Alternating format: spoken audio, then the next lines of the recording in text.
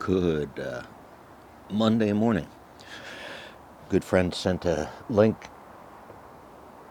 about a story about the EPA possibly allowing the use of some sulfur materials, sulfur byproducts, phosphate byproducts, right? And what these materials are is mine tailings, basically chemical tailings from chemical processes. It's a story consistent across, and any time we take in and extract materials for something that we need, we're left over with other materials that we don't know what to do with. Very common, very consistent thing. So the story is going to be linked in the description below, but you need to go back and pick out the keyword they're using, the chemical name, and go search for that chemical and see. You'll find a lot of articles. Most of them are talking about how the industry wants to do something with it and what can they do. So apparently the EPA's got rules against it now. One of the issues with this material is it is condensed radioactivity. I found radium was one of the elements of note, but there were others. These are naturally occurring in the environment isotopes from our periodic table. So they're there. But this is what happens when you accumulate when you concentrate these materials through extraction process. You're left with massive piles. I've seen piles of sulfur extracted from the oil industry along the Louisiana Gulf Coast. And I mean a mountain of sulfur, or mountains of sulfur, removed from dirty oils, high sulfur content oils pumped out of some dirty wells, because not all oils are the same. So anyway, the story is about the radioactive components inside these materials. And basically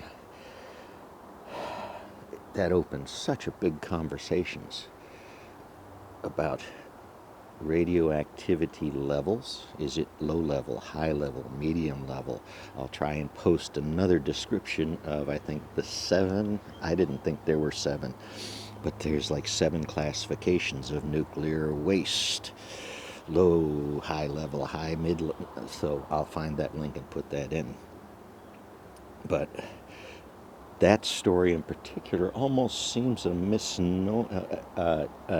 incidental to a big conversation about the materials altogether. We know that some of the materials in there also are lung cancer causing materials, asbestos related materials, or types of crystals that our lungs don't like. So in processing this stuff for road materials, which is a proposal, is that a concern in the waste stream in the process? I don't know. You could spend your life getting a doctorate, a thesis, writing a thesis, 3 to 5 years on these topics.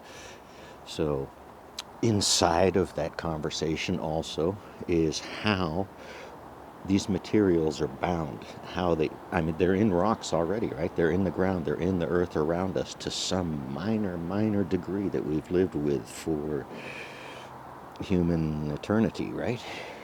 As we define it. So it points to a bigger existential problem about the conversations that should be had about these, that we should be able to reasonably follow, I suppose.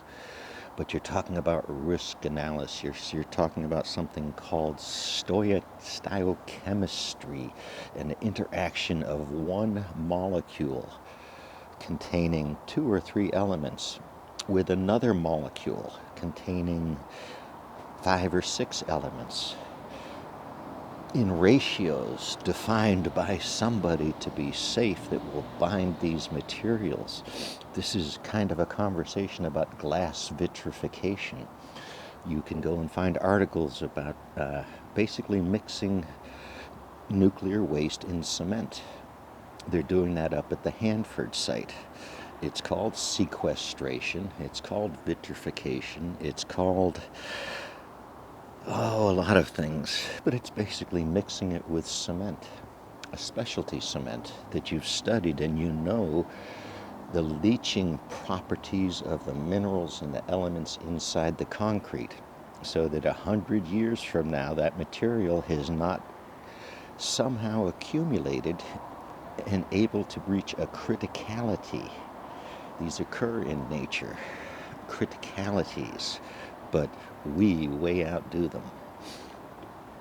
Boiling water for energy is so last century.